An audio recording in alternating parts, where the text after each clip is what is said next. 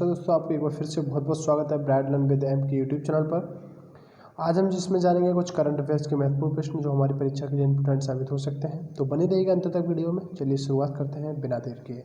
अगर आपने अभी तक चैनल को सब्सक्राइब नहीं किया है तो सब्सक्राइब कर लेना। इस वीडियो को शेयर करें हर एक स्टूडेंट के पास जो कॉम्पिटिटिव एग्जाम की तैयारी कर रहा है।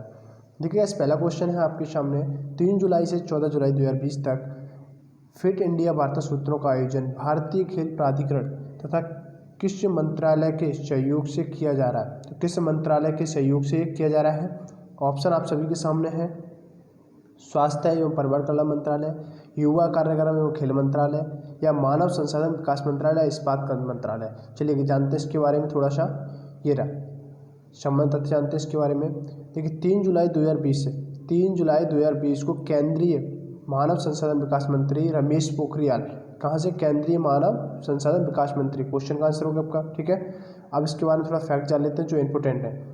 निशंक और केंद्रीय युवा मामले एवं खेल मंत्री जो किरण रिजिजू हैं, उन्होंने स्कूली छात्रों के साथ विख्यात खिलाड़ियों की परस्पर संवादमूलक सत्रों की श्रृंखला यानी फिट इंडिया वार्ता का शुभारंभ किया है। फिट इंडिया वार्ता सूत्रों का आयोजन भारतीय खेल प्राधिकरण तथा मानव संसाधन विकास मंत्रालय यानी HRD के सहयोग से किया जा रहा है। यह क्वेश्चन आपके एग्जाम में आपका आ सकता है, बहुत ही इंपॉर्टेंट क्वेश्चन है, खेलों से रिलेटेड क्वेश्चन है, तो इसे जरूर ध्यान में रखेंगे। अब बात करते हैं इससे आगे। तो 6 सत्र होंगे इसमें। कितने सत्र होंगे? ओनली 6 सत्र होंगे। 3 जुलाई से 14 जुलाई 2020 तक आयोजित किए जाएंगे, ठीक है ना। 3 जुलाई से 2020 तक आयोजित अपने किए जाएंगे जो आपके हो चुके हैं। उसके बाद बात करते हैं आगे। पहले सत्र में PV सिंधु तथा सुनील छेत्री जैसे विख्यात खिलाड़ी स्कूली छात्रों से बात करेंगे और अपनी विफलताओं, संघर्षों और अपनी सफलताओं के किस्से वो साझा करेंगे, यानी कि अपने अनुभव के बारे में वो बताएंगे बच्चों को कि कैसे वो आगे आ सकते हैं।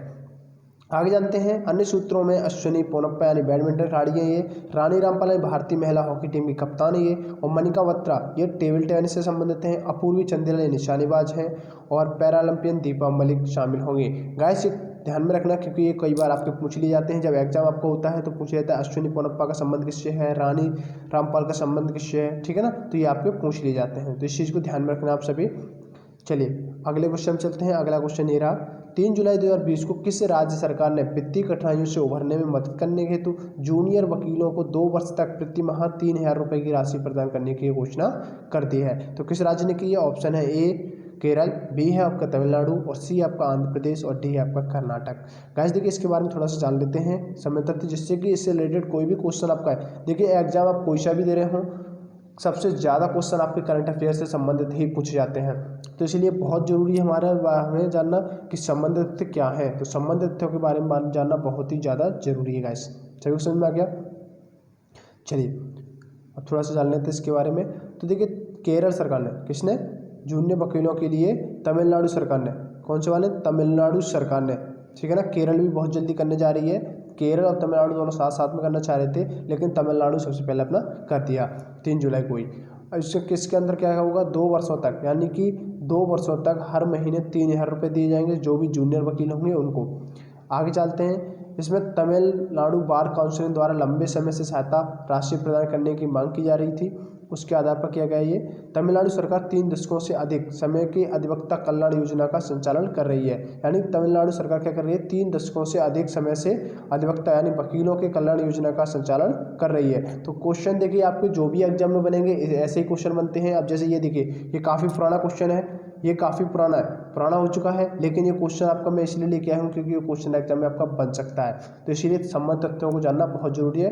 करंट अफेयर्स को रटना नहीं है, अब हमें समझना है करंट अफेयर्स को। ओके गाइस, चलिए आगे जानते हैं। तो इस योजना के तहत किसी वकील की मौत होने पर उसके परिवार को 7 लाख रुपए दिए जा रहे हैं। यदि किसी वकील की मौत हो जाती है तो उसके परिवार को कितने रुपए मिलेंगे? 7 लाख रुपए मिलेंगे।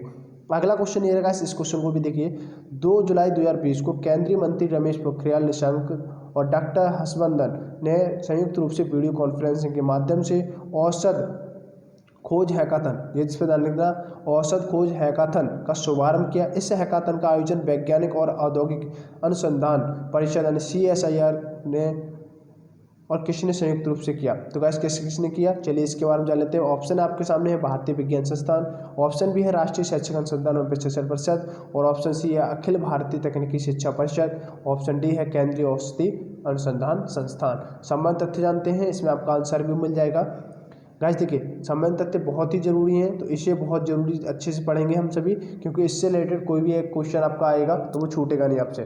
देखिए 2 जुलाई 2020 को केंद्रीय मानव संसाधन विकास मंत्री रमेश और केंद्रीय स्वास्थ्य मंत्री डॉक्टर हर्षवर्धन ने संयुक्त रूप से वीडियो कॉन्फ्रेंसिंग की। उसके माध्यम से उन्होंने क्या किया कि औसत खोज हैकाथन का शुभारंभ किया, यानी कि ड्रग डिस्कवरी ऑफ हैकाथन, इसकी इन्होंने क्या किया, शुभारंभ किया है। इस अवसर पर दोनों मंत्रियों ने छात्रों, शिक्षाविदों, शोधकर्ताओं और पेशेवरों को इस हैकाथन में भाग लेने और कोविड-19 से निपटने हेतु दवाओं के विकास के लिए काम करने की वो अपील की है। ठीक है, आगे जानते हैं इसके बारे में थोड़ा सा। तो देखिए इस हैकाथन का आयोजन वैज्ञानिक और औद्योगिक अनुसंधान परिषद और अखिल भारतीय तकनीकी शिक्षा परिषद ने संयुक्त रूप से किया है, यानी कि तीनों इसमें मिले हुए थे, तीनों ने मिलकर किया है। ठीक है, आंसर सभी को मिलेगा गाइस। चलिए अगला क्वेश्चन ये रहा, इसको देखिए। 1 जुलाई 2020 को उत्तर प्रदेश के मुख्यमंत्री योगी आदित्यनाथ ने विशेष संचारी रोग अभियान के द्वितीय चरण का शुभारंभ किया। यह अभियान प्रदेश के कितने जिलों में संचालित किया जाएगा? ऑप्शन है 55, 45 या 38 या 75। तो गाइस तो तथ्य जान लेते हैं। देखिए तथ्यों में बताया गया है कि 1 जुलाई 2020 को उत्तर प्रदेश के मुख्यमंत्री योगी आदित्यनाथ ने विशेष संचारी रोग अभियान के द्वितीय चरण का शुभारंभ किया। यह अभियान प्रदेश के सभी यानी कि 75 जिलों में से 1 जुलाई से 31 जुलाई 2020 तक संचालित किया जाएगा। ये आपका आंसर मिलेगा आपके क्वेश्चन का, कितने, 75 जिलों में। ठीक है, चलिए आगे जानते हैं। स्वास्थ्य विभाग को इस अभियान का नोडल विभाग बनाया गया है। ये क्वेश्चन आपका यहाँ से बन सकता है कि इसका विभाग का नोडल किसे बनाया गया है, तो स्वास्थ्य विभाग को बनाया गया है। वर्तमान में प्रदेश में 38 जिले एक्यूट एन्सेफेलाइटिस यानी कि AIS और जापानी इंसेफेलाइटिस JE से सबसे ज़्यादा प्रभावित हैं। ठीक है ना, सबसे ज़्यादा किससे प्रभावित है, आपके जापान और जिले जो इंसेफेलाइटिस है ना उससे। चलिए अगला क्वेश्चन जानते हैं गाइस। देखिए संबंध तत्व आप अगर अच्छे से पढ़ेंगे तो आपको अच्छे से समझ में भी आएंगे गाइस। क्वेश्चंस आपके करंट अफेयर से ही सबसे ज़्यादा मिलते हैं और सबसे ज़्यादा यहीं से देखने को मिलते हैं। आपको कहीं से भी आप कोई सा भी एग्जाम उठा के देख लेना, सबसे ज़्यादा अगर क्वेश्चन आपके मिलेंगे तो करंट अफेयर से होंगे, और जितने भी आपके हिस्ट्री, पॉलिटी, ज्योग्राफी जो भी होगा आपका, वो सारे क्वेश्चन करंट अफेयर से कहीं ना कहीं रिलेटेड होंगे। चलिए आगे जानते हैं इसके बारे में। अगला क्वेश्चन है, 1 जुलाई 2020 को केरल सरकार ने किसके पुनर्वास और राज्य का समग्र विकास करने के उद्देश्य से ड्रीम किलर प्रोजेक्ट शुरू करने का निर्णय लिया है? तो ड्रीम किलर प्रोजेक्ट शुरू करने का निर्णय किया गया है किसके लिए? जंगली जानवरों, दिव्यांगजनों, विदेशों से लौटे केरल वासियों या वंचित समूह, किसके लिए किया गया है? तो जानते तथ्यों के बारे में। देखिए 1 जुलाई 2020 को केरल सरकार ने कोविड-19 महामारी के कारण अपनी नौकरी खोने के बाद विदेश और अन्य राज्यों से लौटने वाले केरल वासियों की क्षमता और अनुभव का लाभ उठाने हेतु ड्रीम केरल प्रोजेक्ट शुरू करने का निर्णय लिया है। तो किसके लिए? केरल वासियों के लिए है। ये सभी को समझ में आ गया। इस प्रोजेक्ट का उद्देश्य क्या है तो वो भी जान लेते हैं। विदेशों से लौट रहे केरल वासियों का पुनर्वास और राज्यों का समग्र विकास करना, राज्य का समग्र विकास करना। ठीक है, इस प्रोजेक्ट का समन्वय राज्य सरकार के विभिन्न विभागों के माध्यम से किया जाएगा। इस प्रोजेक्ट के तहत जनता से विचार और सुझाव है वो आमंत्रित किए जाएंगे। प्रस्तुत सुझावों पर अमल करने हेतु एक विशेषज्ञ पैनल गठित किया जाएगा। और ज्ञातव्य है कि केरल के लिए एक NIR प्रशिक्षणों का महत्व किसी भी अन्य राज्य की तुलना में बहुत अधिक होगा। तो ये किसके लिए फ़ायदा होगा? ये केरल राज्य के लिए फ़ायदा होगा। अगर जितने भी विदेशी आएंगे केरलवासी, उन सभी को ड्रीम प्रोजेक्ट जो आपका शुरू किया गया है उसके तहत जाना जाएगा कि उनमें योग्यता क्या है, तो वो क्या करेंगे, कंट्रीब्यूट कर पाएंगे अपने राज्य को विकसित करने के लिए गाइस। ठीक है, वर्ष 2018 में NRI प्रशिक्षण राज्य में लगभग 85,000 करोड़ रुपए था। कितना था पहले? 85 करोड़ रुपए। ठीक है ना, 85,000 करोड़ रुपए। ओके गाइस, सभी को समझ में आ रहा है। चलिए अगले क्वेश्चन में चलते हैं। अगला क्वेश्चन ये रहा, अमेरिका, मैक्सिको और कनाडा के बीच एक नया मुक्त व्यापार समझौता कब से लागू हुआ? यानी कि एक नया मुक्त व्यापार कब से समझौता हुआ? ये कब से लागू हुआ? चलिए जानते हैं इसके बारे में। तो 1 जुलाई से अमेरिका, मैक्सिको और कनाडा के बीच एक नया मुक्त व्यापार समझौता लागू हो गया। कब से हुआ है? तो 1 जुलाई से हुआ है। ठीक है, इसका नाम जान लेते हैं, United state Mexico Canada agreement. ठीक है ना, इसके फुल फॉर्म में ये एग्जाम में आपकी आ सकती है, तो इसे स्क्रीनशॉट ले लेना सभी बच्चे। चलिए आगे चलते हैं। तीनों देशों ने 10 दिसंबर को इस समझौते पर मैक्सिको सिटी में हस्ताक्षर किए थे।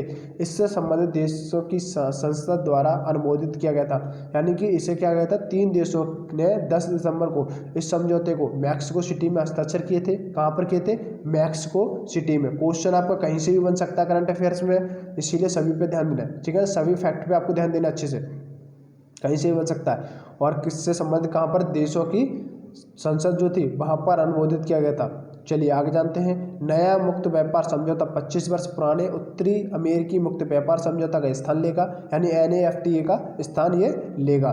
अमेरिका, मैक्सिको और कनाडा नया मुक्त व्यापार समझौता यानी USMCA में श्रमिक सुधार, पर्यावरण संबंधी मामलों की निगरानी आदि को कठोर बनाने के लिए प्रावधान शामिल है। तो गाइस ये था आज का लेसन। आई होप कि सभी को ये पसंद आया होगा। अगर ये वीडियो आपको पसंद आई है सब्सक्राइब करें, चैनल को सब्सक्राइब करना बिल्कुल मत भूलिएगा। शेयर करना इस वीडियो को हर किसी के पास जो स्टूडेंट अच्छे से कॉम्पिटिटिव एग्जाम की तैयारी करना चाहते हैं, सभी के साथ शेयर करना। वीडियो थोड़ी फास्ट में रिकॉर्ड की है, उसका कारण है गाइस क्योंकि वीडियो जितनी छोटी होगी उतना आपको पढ़ने में अच्छा लगेगा। तो चलिए अगली वीडियो में मैं आपको मिलूंगा, और शाम को 9 बजे लाइव आना मत भूलिएगा। लाइव क्यूज होंगे आपके, तो शाम को 9 बजे जरूर आइएगा। चलिए bye bye, take care guys, अपना ध्यान रखना।